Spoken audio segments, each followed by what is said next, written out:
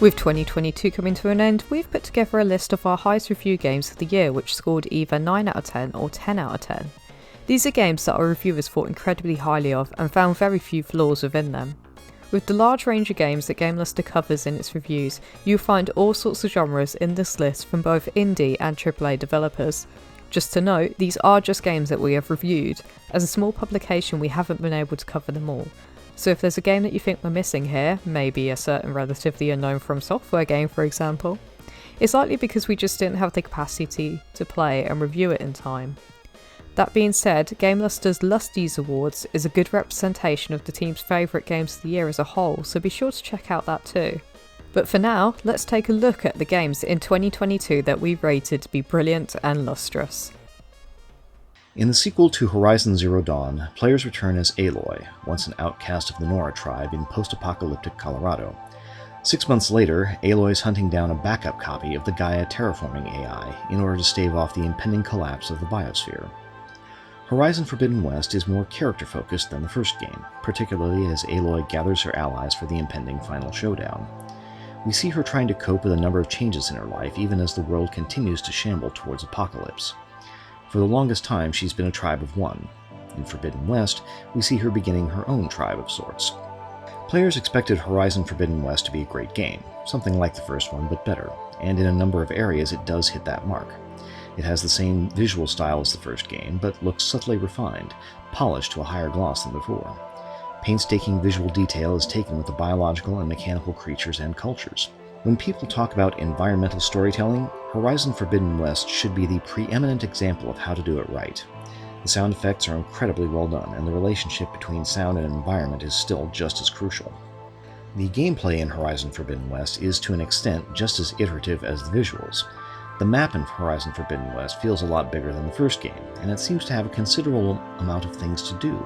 Horizon Forbidden West is a worthy sequel, and hopefully leads to more adventures beyond the confines of post-apocalypse America. Teardown is a voxel-based heist game where you can destroy almost everything. You run Laquelle Teardown Services, a family-owned demolition company. In Teardown, most missions fall into a comfortable structure of needing to navigate a level, steal, deposit, or destroy a particular set of items and make your escape. You have as much time as you like to explore and prepare until you trip an alarm, usually by acquiring one of your alarmed objects. Then, you have to hoof it all across the rest of the map, acquire as many objectives as you can, and most importantly, leave the level before a helicopter zeroes in on your escape vehicle. As expected from a game all about breaking things, you have an entire toolbox of items to help you in your mission, though perhaps the word arsenal is more apt. You can also use vehicles to get you around, over and occasionally straight through the various missions in the game. While early levels tend to have their objectives closer together, or more easily relocated without tripping an alarm, later levels require you to navigate large areas and perform your tasks with a 60-second time limit, or while being shot at by a helicopter, or chased by robots with guns, you know, the usual. Wild missions, varied levels, and an arsenal of tools to break and rebuild a path to perfection leads to lots of fun and replayability in Teardown.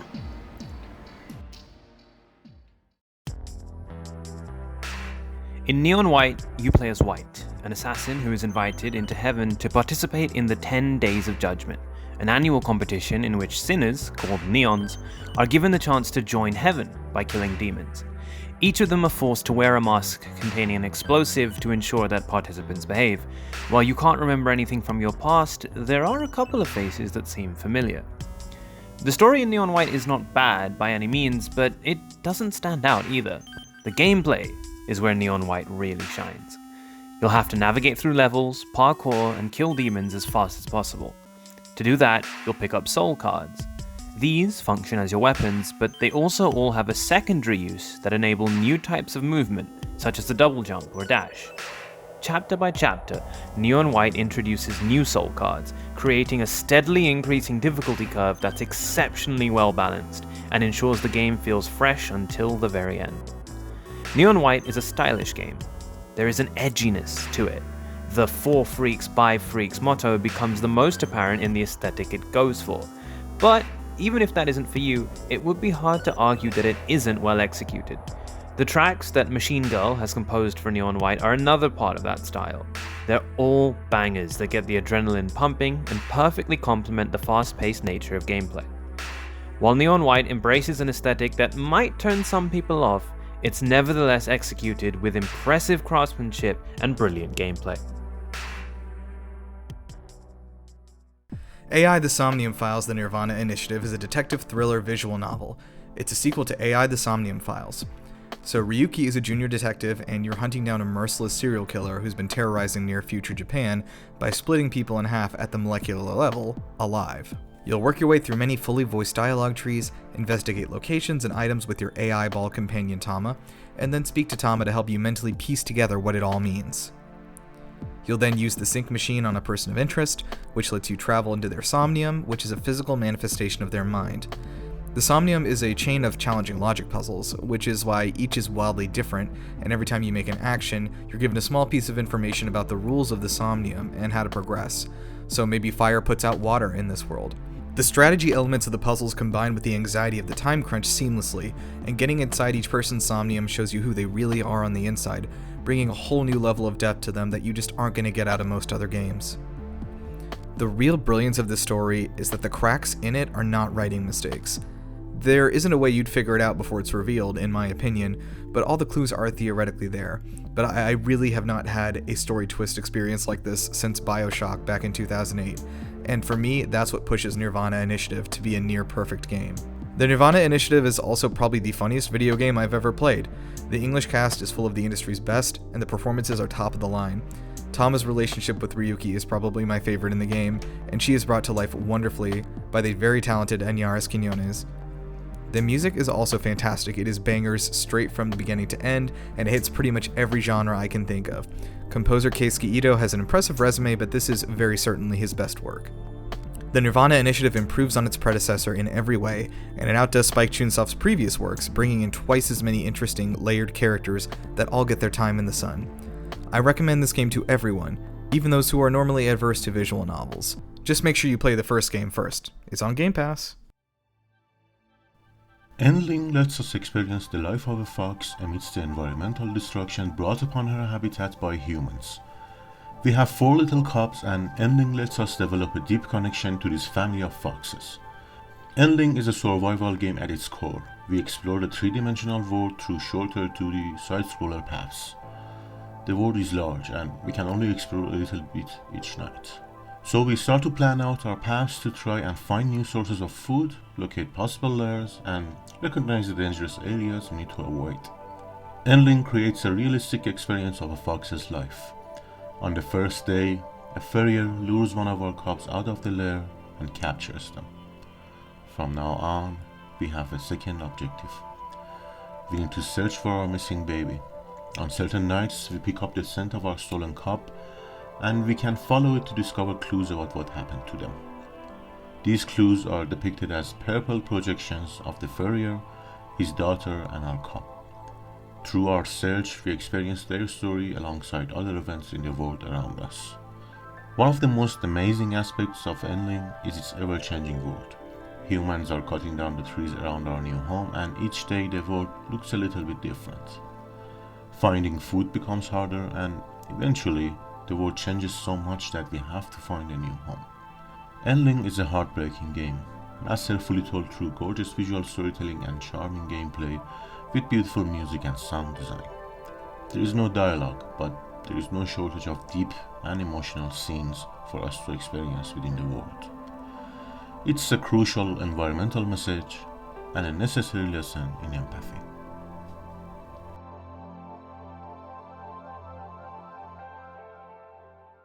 It's in the midst of the Cold War and tensions are high in South of the Circle, a narrative-focused game. You are Peter, a university lecturer who's been working on a climate paper for some years. One day, you meet Clara on a train ride back to Cambridge where she lectures and is also hoping to have her big break working on a paper. Your relationship buds and blooms amidst political unrest both for the Cold War and female academics. You team up and uncover that there are higher radiation levels further south on the globe. You draft your paper and your professor is impressed but heeds warning over you citing Clara as a co-author, saying it may jeopardise your potential for a well-deserved promotion. He sets you up with a colleague in London who offers to fund further research, sending you to Antarctica to capture radiation readings, suspecting the Soviets might be in behind it. The goal of South of the Circle is to find help for your pilot colleague Floyd, who has injured his leg after the plane crashes into the snowy rifts of Antarctica, and then find a way to flee the continent. During the course of the story, Peter experiences flashbacks to the aforementioned events that led to him going to Antarctica. The flashbacks primarily centre around his life with Clara, and players will become engrossed in their story and their relationship. The characters are one of the highlights of South of the Circle. The voice cast is impressive, featuring some recognisable voices from film and television. Considering South of the Circle is a short playtime, cutting in around 3.5 hours, the characters are very well developed and complex. The visuals and atmosphere are possibly the most standout part of South of the Circle. The animation design is beautiful, unique and crisp, as it is simple but somehow detailed at the same time. The gameplay in South of the Circle offers various emotional options in your responses, including caring, panic, enthusiastic, forthright and negative, when engaging in dialogue throughout the narrative. Even though the gameplay itself is simplistic, you become wrapped in the story and the characters. Stray is an indie game where you play as a cat in a post-apocalyptic cyberpunk world. Stray manages to capture the feeling of playing as a cat perfectly. Movement and navigation feels right, and the way we jump around and interact with objects and other creatures is impressively cat-like. In a heartbreaking opening scene, we are separated from our cat friends as we fall down a hole. Injured, at the bottom of the sewers, we see small, glowing creatures rummaging through the trash, and start to find our way, hopefully, back to the world above. We find ourselves in an abandoned city and realize that the stars are actually lights at the bottom of a giant roof that encloses the whole town. We are then attacked by the same creatures that we saw before, who we later learn are called Zergs. We meet a sentient AI who was trapped in a network and help them download their consciousness into a drone called B12, who can talk to us, translate the strange futuristic language for us, and give us more options for interacting with the world. We then meet human and robots in the city who freak out as they see us and sound an alarm, but then they calm down when they realize we are not a Zerg. When exploring this strange robot settlement, we start to learn about the history of the world. Humans have been gone for a long time, and the robots who were once slaves to them have made their own society and community in their place. In a unique take, the robots have taken up the worst qualities and flaws of the humans. They still fear the outside world that the humans took shelter from, and they are stuck in the same dystopian society that had once led to the destruction of humans before them. The gameplay of Stray is a combination of 3D platformer and classic adventure games. You can perhaps finish Stray's main plot in 2 or 3 hours, but you are likely to spend a lot more just enjoying the game's physics and interactivity. Stray gives us a visually stunning world, amazing storytelling with a deep, impactful story about humanity, fun gameplay, unique futuristic music, and tons of adorable moments that we will likely remember for a long time. Xenoblade Chronicles 3 is magnificent, and may not only be the best in the series, but the greatest JRPG I have ever had the pleasure of playing. In the world of Ionios, 2 nations, Kevez and Agnes, are at an endless war with one another. Xenoblade Chronicles 3 instantly separates itself from its predecessors, letting you know that this is going to be a darker, heavier story. Ionios is not what it seems. The war is a facade, hiding the truth behind those actually in power as they thrive on the suffering of those fighting it. It's a game that doesn't shy away from the quieter moments or the darker topics, and tells its intricately woven and character-driven story confidently, without relying on past titles. The narrative pillar is the foundation of what makes Xenoblade Chronicles 3 such a triumph. It deals with an array of themes, the most overarching of them being the meaning of life itself and the right to live for a tomorrow of your own making. The cast is the best in the series, and one of the most memorable in recent memory. Each character is written with care and given their moments to shine. In the cutscenes, there's a fullness in the voice acting that's leagues better than the previous games. There's a weight to each shot, a clear direction with each scene, and the wonderfully composed and contextually appropriate soundtrack brings everything together. Xenoblade Chronicles 3 is gorgeous, and has clearly pushed the Switch to its absolute limit. The art style will hold up for years to come, and its story exists within an open world that is vast and gorgeous, that beckons you to explore every corner to find its more intricate details. It has one of the most robust and endlessly customizable combat systems of any JRPG, and the gameplay keeps your attention even after the 70-hour mark. The Xenoblade series has always had a unique combat system.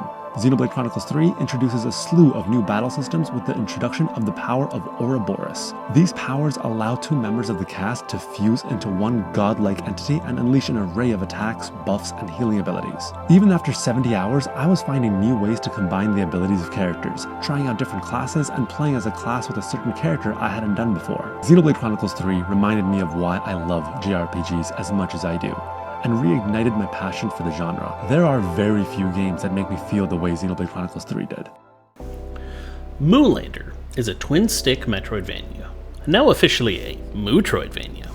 You're an alien and his snarky AI sent to abduct Martian cows to save your dying race because milk is the lifeblood that runs their society, powers their city, fuels their spacecraft, and arms their weapons. Serious Moo Lander is not, though everything is delivered with the earnestness of a more serious subject, which just adds to the almost B-movie sense of charm the game has. The story is simple, but more than you might expect from either a Metroidvania or a twin-stick shooter, and full of both good humor and twists. You're stuck without any upgrades at the start and have to use the environment against itself until you finally manage to find better equipment.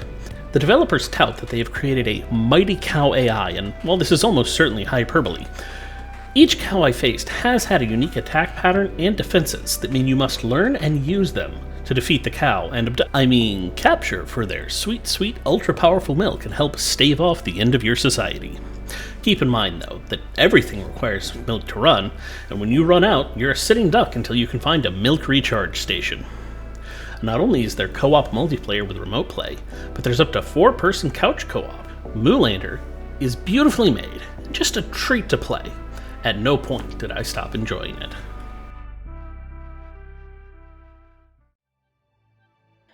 Almost immediately, it becomes clear that I Was a Teenage Exocolonist is a game that cares as much about the player as it does about its characters. Even in its darkest moments, I Was a Teenage Exocolonist makes sure to build you back up again and keep you going, rather than trying to destroy you emotionally. You are part of a group of people that crash their spaceship on a foreign planet. You are 10 when this happens, and are now part of this new colony trying to make it work. You will be spending ages 10 to 20 here, making you a teenage exocolonist. But you seem to remember all of this happening before.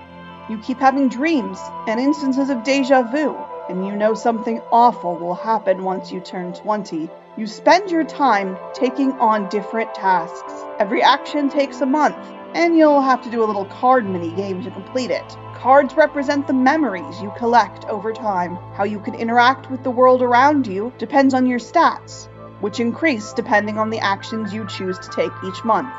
The other characters are all super lovable, with their own quirks that make them unique.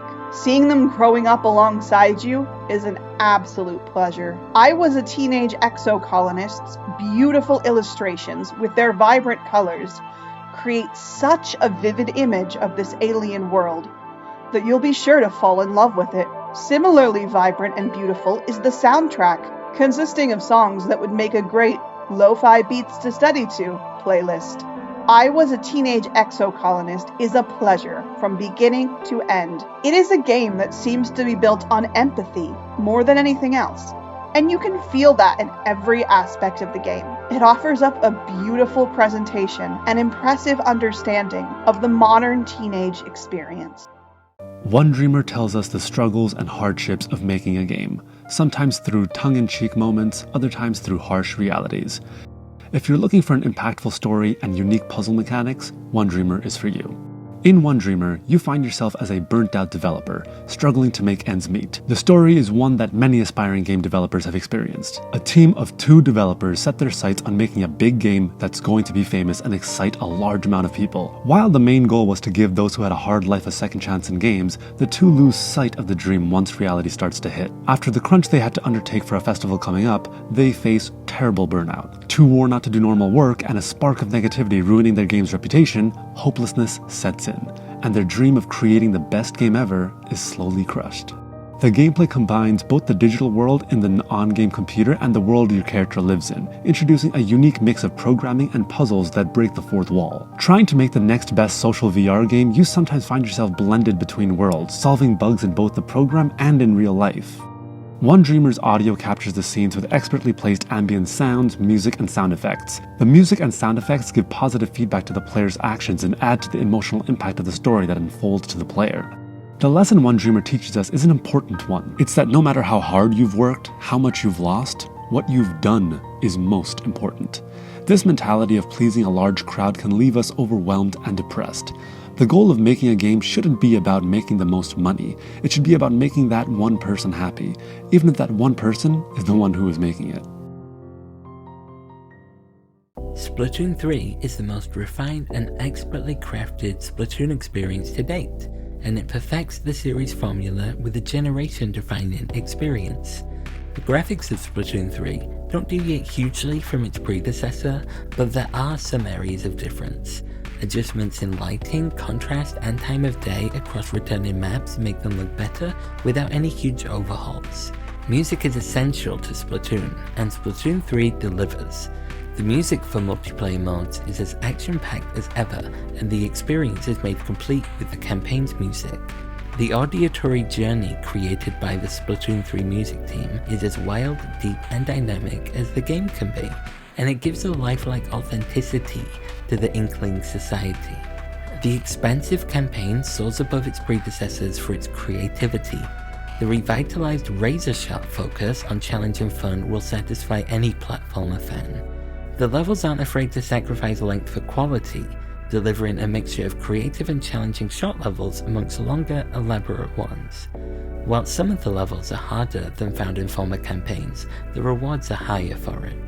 Everything you do feels like it has more purpose than before. The game doesn't shy away from moments of genuine drama, while still providing the lighthearted and hilarious dialogue the franchise is known for. The final boss is actually unlike any other, and it's unforgettable in its scope. Intuitive, deeper, and more refined multiplayer elements deliver the most efficient, energetic, and extensive experience yet. The online multiplayer will likely make up the bulk of playtime for most, being seemingly endless in its content and addictingly swift in its matches. Whilst the multiplayer modes themselves aren't different, engaging with them feels so much better due to a host of quality of life improvements. Immense care was put into every aspect of Splatoon 3, and it shows in the final product. It sets a new standard for Nintendo's online experience, and it stays fresh from its tutorial to the credits roll, and far beyond that too.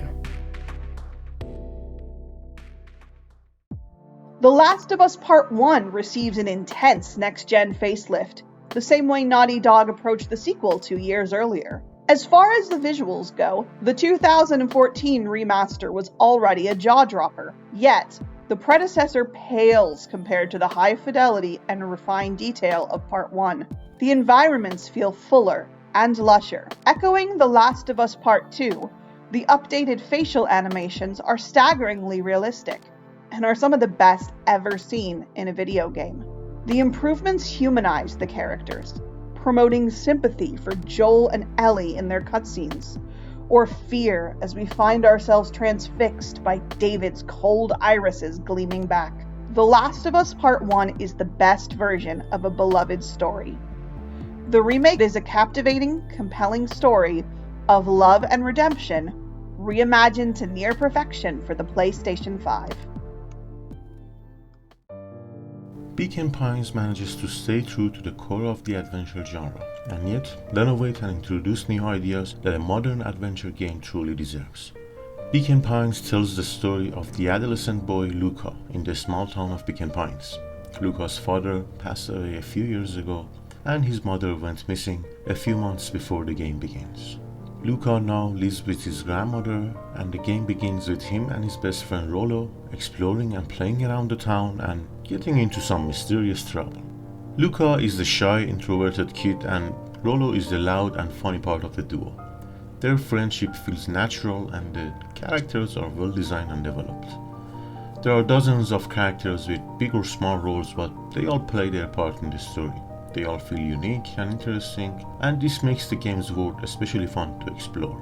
The town is relatively small, and there are only a handful of locations that we can visit in each chapter of the story. But interacting with each character at different times is such an enjoyable experience that I was never in a rush to get to the next chapter. The first thing that catches the eye in Beacon Pines is how stunningly beautiful the game looks. Exploring Beacon Pines' world, seeing the various characters, and discovering new locations is visually exhilarating. Beacon Pines' tale is like a choose-your-own-adventure book, and we actually see the book and the written form of the story when we begin a new chapter. The characters don't have a voiceover, but the narration done by Kirsten Mize is a whimsical, emotional, and impactful addition to the game's experience. Beacon Pines feels like playing in a children's book, and the narration is a significant part of bringing the story to life. In Beacon Pines, we don't have an inventory or items to use. Instead, we have charms, certain words that we can use to fill in the blanks in the book. These decisions that we make throughout the story will set us on different paths, and each path can have its own ending. Each decision and subsequent paths are part of a greater story, and exploring each one is what the game wants us to do. Beacon Pines doesn't punish bad decisions, it encourages them. And it's the bad choices that can lead to some memorable and fun stories. The story is really relatable. It's about the trauma, friendship, and adventures of young Luca, and it's full of childlike fun and drama. It took me about 8 hours to finish Beacon Pines, and it was a perfect experience from start to finish. I'm a fanboy of the XCOM series, and of the Long War mods for that game. So when I heard that the people who made the Long War mods were putting out a new game in the same vein, I jumped on it. I would strongly say that Terra Invicta basically tricked me, and did so in the best possible way. Terra Invicta is the logical evolution of those mods, yet manages to establish its own identity and be comfortable in it. If, like me, you were expecting a novel twist on the classic XCOM formula, you're going to be disappointed. However, the disappointment will be short-lived when you realize that you're getting a very different but not unfamiliar perspective. Players are working to defend the Earth. There is an alien menace in the solar system. Where Terra Invicta takes its hard turn is the scope. You're running the Council of Shadow Brokers and Illuminati types, not the troops, at least at a squad-sized tactical level. You're overseeing operatives who will undertake missions from investigating alien crash sites to engineering coups in various nations. All the while, you're preparing to defend the solar system from the encroaching alien threat, along with your rivals and potential Queaslings on Earth. The most combat you're going to see is towards the later phases, when you've built up mighty task groups of different ship classes armed with a dizzying array of plausible sci-fi weapons. Visually, Terra Invicta looks so very pretty. When you start putting space stations and spacecraft into the sky, the designs neatly straddle the line between practical and fantastic. You're almost literally playing 4D chess here, and it has that devilish combination of easy to pick up, difficult to master. Once you've selected your preferred faction, the game starts you with 2 random council members and almost 200 nations for you to exert your influence upon. You assign your council members activities based on their particular archetypes and skill sets, then sit back, advance time, and wait for the results. Space combat is going to be glorious even at accelerated rates of time, with fine control of each ship's trajectory, attitude, and pitch being able to be adjusted, allowing for intricate maneuvers and potentially converging angles of attack on individual targets. Terra Invicta brings grand strategy sensibilities to the alien invasion genre in a tour de force display of technical and artistic skill. Be prepared to lose large chunks of time and love every single moment of it. Casey Beaumaris, a 14-year-old aspiring journalist, is spending her 3-day holiday from school aboard the unique hospital airship where her mother works. Due to her mother's busy schedule, Casey is charged with spending time with the elderly patients, providing company and a listening ear. Wayward Strand is a beautiful, touching, fully voice-acted interactive narrative, focusing on themes such as the value of history and the stories of the elderly. Although Casey has only 3 days aboard the ship, she is not assigned any particular series of tasks or quests. Instead, the player may use her time as they want, with almost no restrictions. The heart of Wayward Strand is its characters. Each resident of the ship is fully fleshed out, with a backstory that Casey can discover the more time she spends with them. You simply cannot experience everything the game has to offer in a single playthrough. Its replayability value is amazingly high, and it can offer any kind of experience you want. The rich world of Wayward Strand has so much to discover that players will definitely find themselves being drawn in over and over again. Much of this immersion and replayability comes from the fact that Wayward Strand's characters exist in a truly dynamic, living world. The patients and staff aboard the airship don't simply sit around and wait for Casey to come talk to them whenever she likes. Instead, each has a schedule they follow.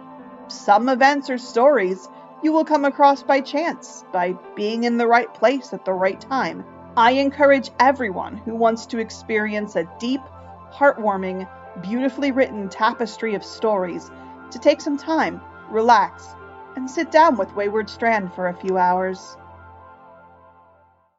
Monorail Stories is centred around, you guessed it, stories on a monorail. In particular, you play as Sylvie and Amal, who commute on the monorail between the cities of M and L, but going in different directions so their paths aren't crossing. Sylvie is at a crossroads in an uncertain relationship, whereas Amal is an easygoing banker. Each day and time see them surrounded by a colourful cast of characters who they can interact with and guide the story, which is shaped depending on your choices. I love that your choices genuinely matter as to what ending the playthrough takes is entirely down to you and your decisions. The first aspect to catch your eye is the stunning pixel art Monorail Stories has. The design is so crisp, full of life and beautifully animated. I adored the immense attention to detail. The controls and gameplay themselves are incredibly easy to get a grip of, but are also able to keep you on your toes with quick timed questions or actions which influence the story. After each day you receive a wrap up on your decisions as each character, which is something to keep an eye on with subsequent playthroughs. The music throughout felt upbeat and well matched with that bustling commute feel, but was also not distracting in any way. The voice acting really impressed me as it was believable and the personalities and emotions of the plethora of characters was excellently conveyed. I love how with each playthrough you learn more and more about Sylvie and Amal as you can dig deeper into different aspects of their character, depending on your choices. Overall, the characters, their backgrounds and stories are relatable and reel you into wanting to dig deeper. Monorail Stories can also be humorous at times, but I liked how it didn't bombard you with jokes and opted for more off-the-cuff remarks which again deepen the characters' personalities. With each commute you'll have little puzzles or tasks to complete for yourself, fellow passengers or monorail employees. These require you to interact with other objects or characters and uncover more about them. I also found that there are multiple ways to solve parts of the tasks. A key part of completing tasks and interacting with different people on board the monorail is that it can boost or decrease your friendship with them, which can influence the ending. I found Monorail Stories to be incredibly replayable, especially as there's a multiplayer mode. Lost Epic is an action platformer, and in this case that means fantastic attack strings, light and heavy weapon types, and fantastic weapon-based special moves. In Lost Epic, you are a nobody who lives in the wastelands between the verdant protectorates of godlike beings. One day, a witch tells you that these gods are responsible for the devastation between their realms, and you need to kill them to restore life to the wastelands. There are plenty of characters to meet and befriend along the way, and also various bosses and mini-bosses who have their own stories, and Lost Epic has tons of lore. It's even weaved into the leveling system and several special abilities. The combat itself is a wonderful blend of Souls combat, mixed with the more over-the-top vanillaware combos that encourage fighting at a punctuated rhythm, attacking aggressively for several moments, then making a break for stamina to recover and then jumping right back in. If you want a viscerally satisfying combination of action platformer and the FromSoft Fallen World Soulsborne aesthetic, then Lost Epic is absolutely well worth your time and attention. Lost Epic is an interesting take on the 2D Souls-like genre that also takes inspiration from hack-and-slash games. The Case of the Golden Idol is a deduction puzzle game. You are given a variety of clues and must piece together the case by reading between the lines. The case of the Golden Idol's story spans across 40 years. Each chapter usually revolves around a death that's somehow related to a mysterious idol which has passed from person to person. Although each chapter may tell a different story with a new set of characters, there's an overarching narrative to be discovered. Each chapter has a static scene which you must explore for clues and then fill in the gaps for the case. It's always best to make sure that you have everything before attempting to deduce a case, as even the smallest detail can make a huge difference to your understanding of the line of events. Your primary goal will be to deduce what has happened in each chapter by filling in the gaps to the case study using the clues you have gathered. In most of the chapters, you'll have the secondary objective of identifying each person at the scene. The case of the Golden Idol is everything I've ever wanted in a detective game. You're handed the clues and then it's up to you to solve the case. I often found myself coming up with my own narrative only to fill out the summary and realise I was completely wrong. When I finally did take a closer look into the final details and recognised the holes in my own theory, it felt triumphant to put together the real story. As the case of the Golden Idol progresses, you'll be able to piece together something happening behind the scenes. Not everything is as it seems, yet it all adds up at the end. With such simplistic gameplay and visuals, the writing really needed to hit the nail on the head for it all to balance out and make an impact. The case of the Golden Idol does not skip a beat on this. It's intelligent, compelling, and one of those games that you just can't stop thinking about once it's over. My only wish is that the game was longer, as I eventually completed it in 4 hours. But when the only flaw is that you wanted more, can it really be considered a flaw? Scorn will not be for everyone. It's a wholly unique experience unlike anything else on the market today, and for that reason alone, it might struggle to find an audience that will appreciate it for what it is, rather than be frustrated by what it isn't. It's a game that will alienate many players, not for a lack of execution, but for the very core of its design, with equally as many who love it for that exact same reason.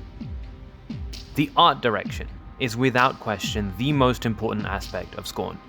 While it's incredibly evocative of the works of H.R. Giger, David Cronenberg, Zdzisław Beksiński, it also manages to create something new out of it.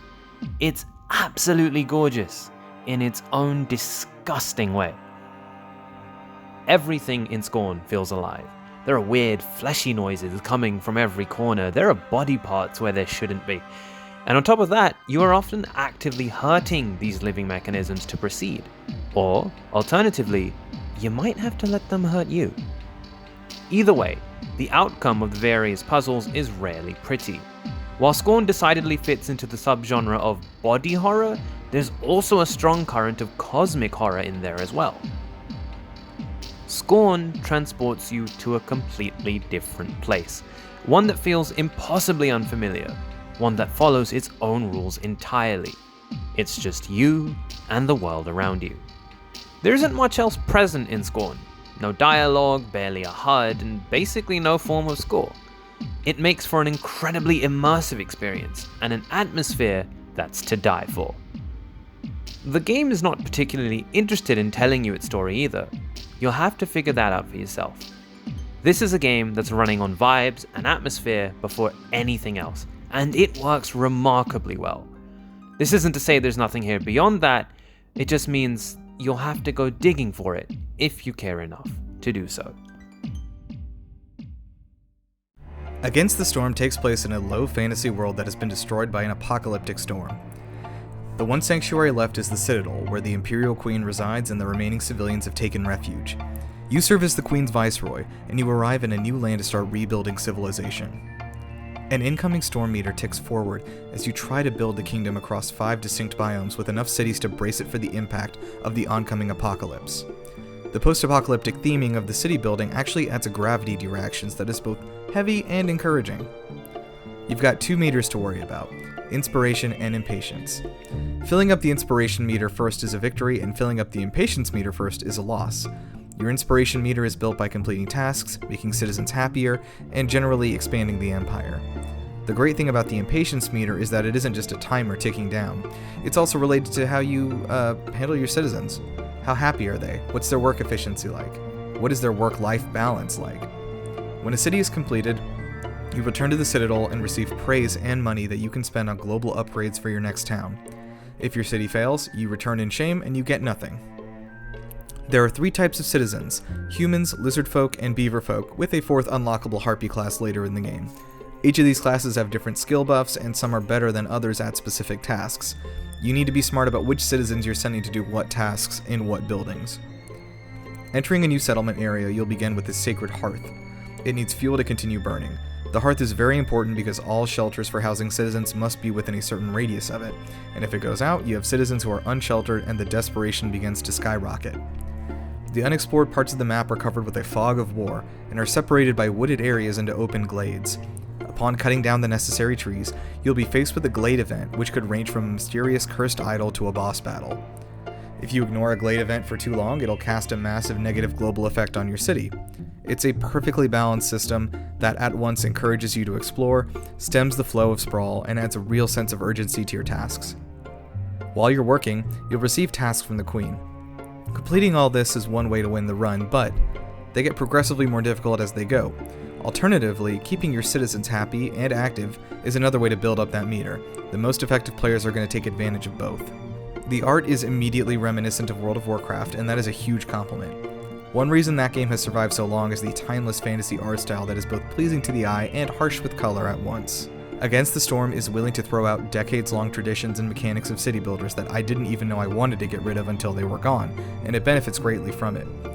Roads are free to build, buildings are free to move immediately, building construction is instant, every kind of resource can be both mined and crafted from at least 3 kinds of structures. Every material needed to craft something can be substituted for at least 5 other materials in a pinch, etc. Against the Storm is the most streamlined and exciting city builder I have played to date. Modern Warfare 2 in scope and ambition is far greater than anything the 2019 reboot delivered. The first game laid the groundwork for a terrific sequel, and Modern Warfare 2 builds on what that first game delivered. The missions are the centerpiece for the success of Modern Warfare 2. They send players on a globe-trotting adventure, from Iranian prisons to Chicago skyscrapers. Another reason the sequel works so well is the characters. Modern Warfare 2 leans heavily into the rugged Task Force 141, but there is a tangible sense of brotherhood as they emerge onto the battlefield against all the odds. There are dialogue options that peel away new layers to these well-defined characters, and they're a nice touch. They give new dimensions to the 141 across multiple playthroughs. The story on paper is a thinly written race against the clock to prevent Armageddon plot that we've seen revised countless times now, and this isn't a bad thing. The story is compelling and gritty, it's full of callbacks to the original 2009 game, there's plenty of humour, and there is no shortage of twists and turns. Call of Duty Modern Warfare 2 overall is a hardcore, hyper-masculine sequel, and it's brimming with gorgeous visuals. It has ambitious set pieces, and it's all rolled together to serve as a faithful update to the original game. Bayonetta 3 is a spectacle of epic proportions, and it is acutely aware of this fact at every second. Bayonetta 3 expertly builds on top of the very solid foundation laid by the first 2 games in the series. The story is simple, direct, and ridiculous, much like that of the first 2 Bayonettas. It begins with Bayonetta facing off a villain. Shockingly, Bayonetta loses and dies, and a young woman who is watching makes an emergency escape into a flash of light. You then jump immediately to Bayonetta. Manhattan is then attacked by a creature that is neither infernal or angelic, and Viola, the woman from the prologue, literally falls into Enzo's car. Bayonetta and Viola go to an ancient Umbran nexus of realities to find MacGuffins. Meanwhile, John goes to find a doctor named Sigurd so they can find their way to a specific spot in the multiverse and fight the big bad. They'll also meet the various multiversal Bayonettas on the way. You also keep playing as Jean and Viola.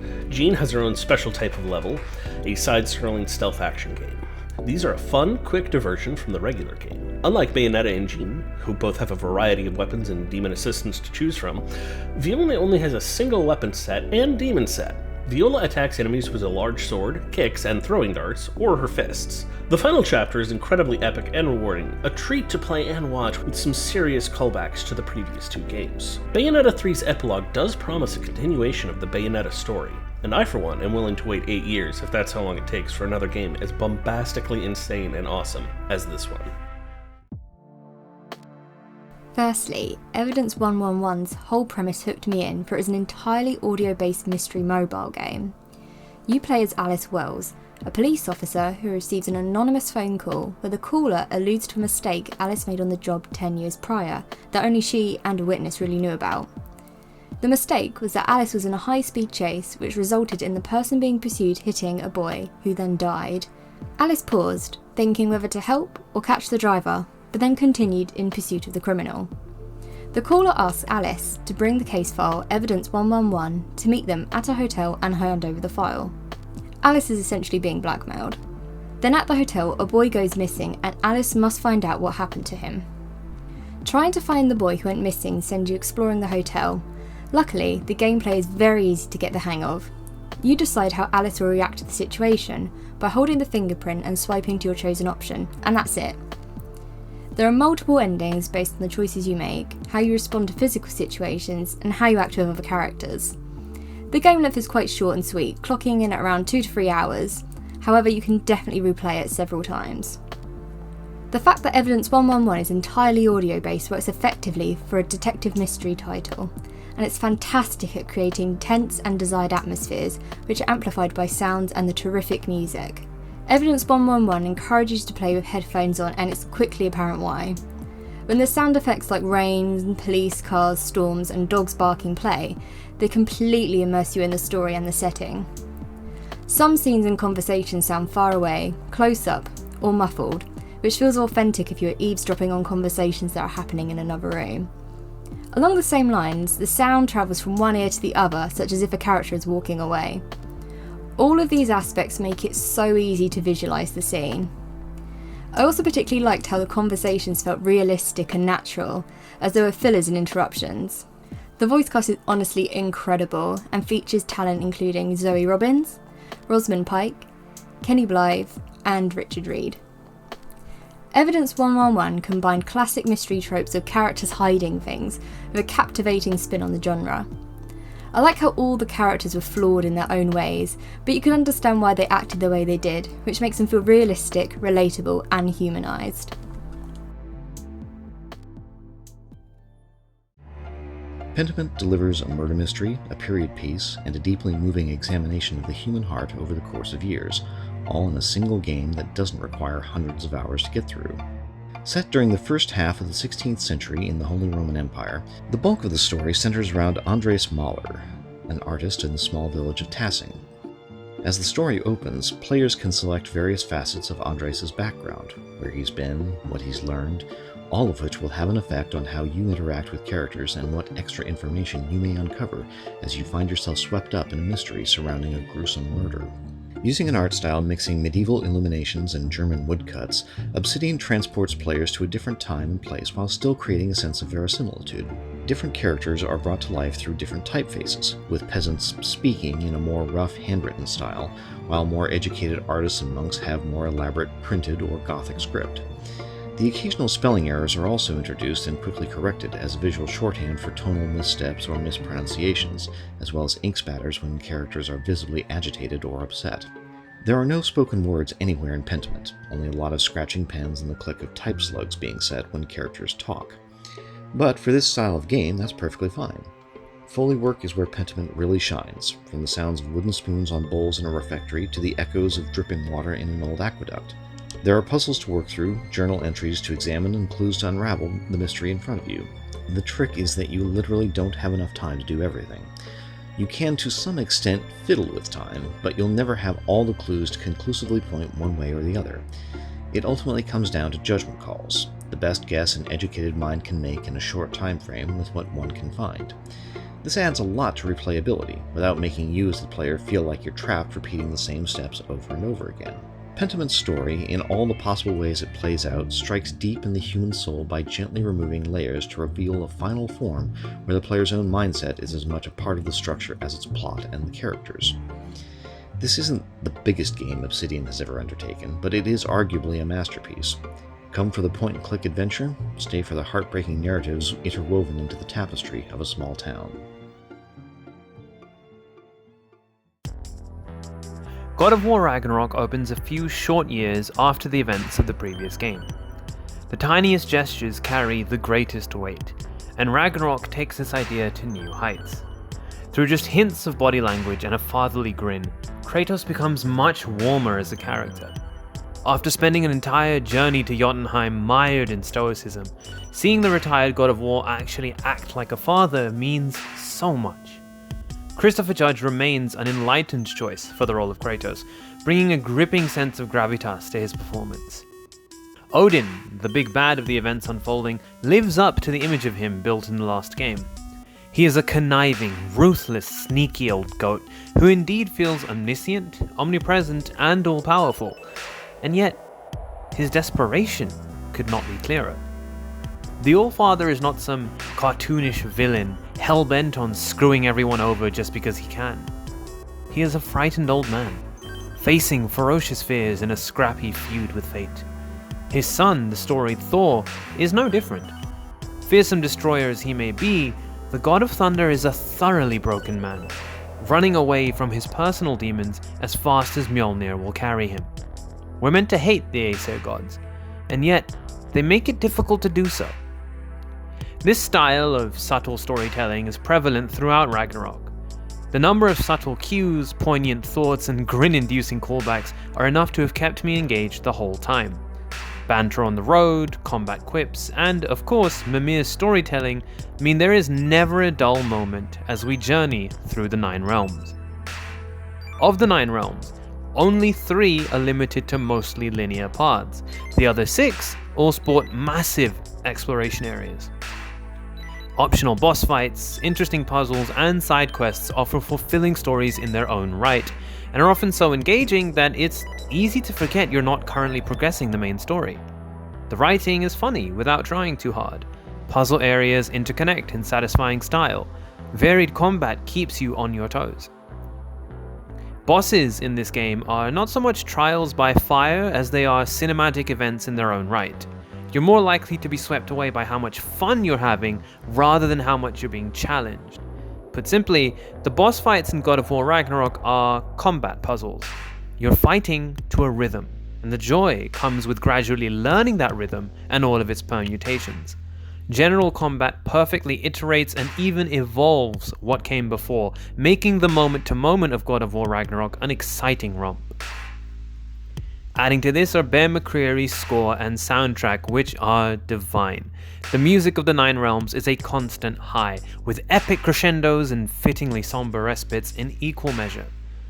Add to this auditory ambrosia a heap of reactive ambient dialogue and exploration, sweeping vistas and detailed environments, and sound design that lives up to the PlayStation pedigree. Wrap it all in a story that will shock, sting, and ultimately uplift, and the result is an incredibly immersive, unmissable experience in God of War Ragnarok. Melatonin is a rhythm game. It combines beautiful pastel hand-drawn art and catchy music to tell a story of how dreams can be an escape from reality. Melatonin takes place across 4 nights and 1 morning. Our main character is going through all the telltale signs of a depressive episode throughout this time span. You find them sitting in front of the television or trying to do work and failing, eventually just giving in to the sleep that feels like the only escape. It is in these dreams that the levels begin, with over 20 different puzzles to master. Using on-screen prompts and sound cues, the aim of the game is to keep the rhythm as you go through a series of tasks. Tasks which include everything from excessive shopping to watering the garden. You must master the beat as we take a journey through the recesses of our character's mind. What begins as dreams about harmless things like eating burgers and slowly shopping turns into the more worrying side of life. Stress, the past, the future. Melatonin is essentially a very human game. We all know the struggles of battling with our own heads, of trying to find a balance between the goodness in the world and the battles we fight along the way. Melatonin is a light and heartfelt reminder of that.